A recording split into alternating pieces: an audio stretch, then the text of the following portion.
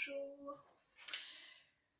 Ce matin, j'ai décidé de partager avec vous un petit bonheur que j'ai eu hier soir après ma journée de travail. J'ai reçu de la part de Lison, qui a 10 ans et demi, la suite de la rencontre magique. J'ai demandé à Lison si elle voulait bien que je la partage avec vous. Elle a accepté.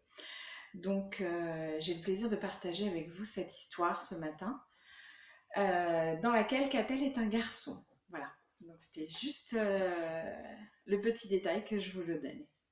Et merci à toi, Lison.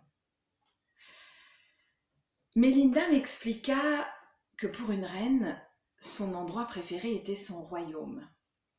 Voudrais-tu le découvrir me demanda-t-elle.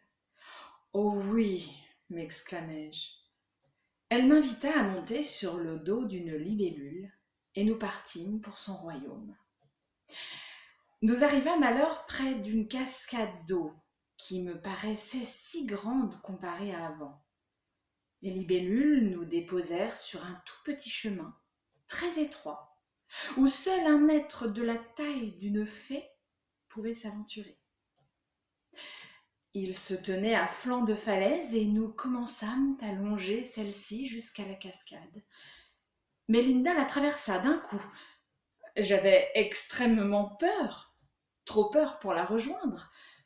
Mélinda, qui commençait à croire qu'il m'était arrivé quelque chose, passa sa tête à travers la cascade. « Eh ben, tu viens ?» Elle attrapa ma main et me tira à travers ce mur d'eau. Une fois traversé, pour plus de sécurité, il fallait encore toquer sur une grande porte ornée de joyaux et de pierres précieuses, avec une petite ouverture en guise de boîte aux lettres. Mélinda toqua à la porte. On vit alors se dessiner des yeux dans l'ouverture de la boîte aux lettres. Ils disparurent. Waouh! Et la porte s'ouvrit sur un magnifique village souterrain. Les fées dormaient dans des fleurs, des tulipes, des arômes, des digitales. Les magasins, eux, se trouvaient dans de petites maisons en bois. Quand les fées naissent, m'expliqua-t-elle, elles n'ont pas encore d'ailes. Donc à l'école, on leur donne des leçons sur comment voler.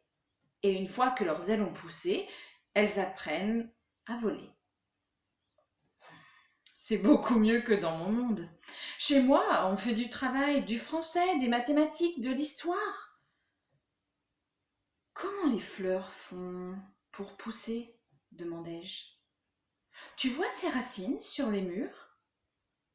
Ces bouts de bois ? Euh, oui, ce ne sont pas des bouts de bois, mais des racines. Viens, suis-moi. Et elle s'envola. Mélinda, rappelle-toi, je n'ai pas d'aile, moi. Ah oui. Flora, appelle-t-elle. Oui, Majesté. Flora était une fée.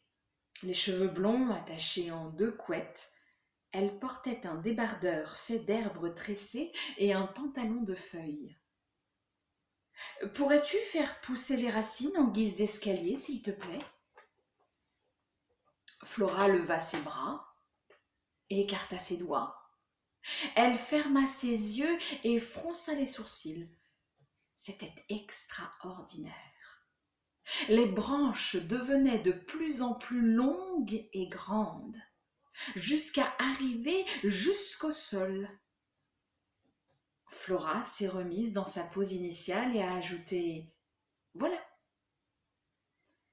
J'ai alors escaladé cet escalier pour arriver tout en haut où m'attendait Mélinda.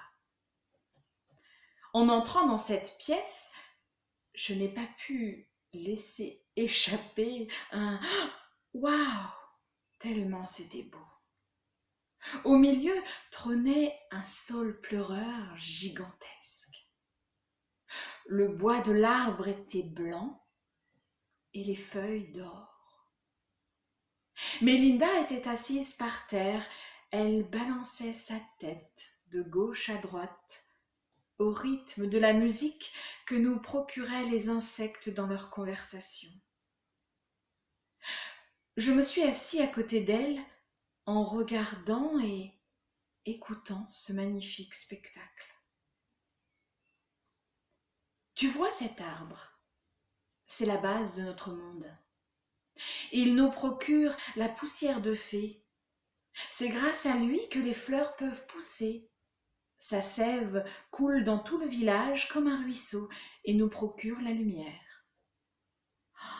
C'est vraiment magique. C'est la plus belle chose que j'ai jamais vue. Cette couleur d'or, si intense. Nous sommes restés là, à regarder pendant quelques minutes. Tu sais, si tu restais ici, tu pourrais gouverner avec moi ce si beau village. Nous serions heureux. Tu aurais la vie facile dans ce monde alors que dans le tien, il y a la pollution, des gens malfaisants. Euh, je... je ne sais pas. Tu sais, j'ai des amis, de la famille. Si je reste avec toi, je ne pourrai plus jamais les revoir, de peur qu'ils découvrent ce si gros secret. Je vais rentrer chez moi et réfléchir pendant la nuit. De retour à la maison, je n'ai pas mangé. J'avais des papillons dans mon ventre. Je suis directement allée me coucher pour réfléchir. Ce pays, si merveilleux, si beau, aux mille et un trésors.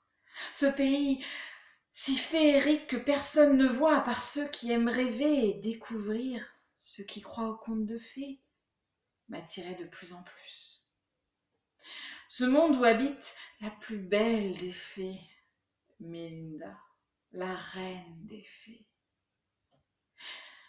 Mais dans mon monde, là où vivent tous mes amis, ceux d'enfance, les nouveaux, mais aussi les pires qui m'énervent et qui énervent tout le monde, et surtout mes parents, j'avais l'impression de m'enfoncer dans un trou noir sans fin. Mélinda, elle, de son côté, se demandait bien si Catel allait revenir. Je pense que je ferais mieux d'oublier cette rencontre. De l'oublier. Lui, comment peut-on choisir entre deux mondes si différents? La nostalgie de son enfance pourrait être sans doute plus forte. Il faut tout oublier. Alors que Mélinda semblait tomber dans un grand désarroi, un grincement retentit, et une ombre se dessinait peu à peu dans l'entrebâillement de la porte de joyaux.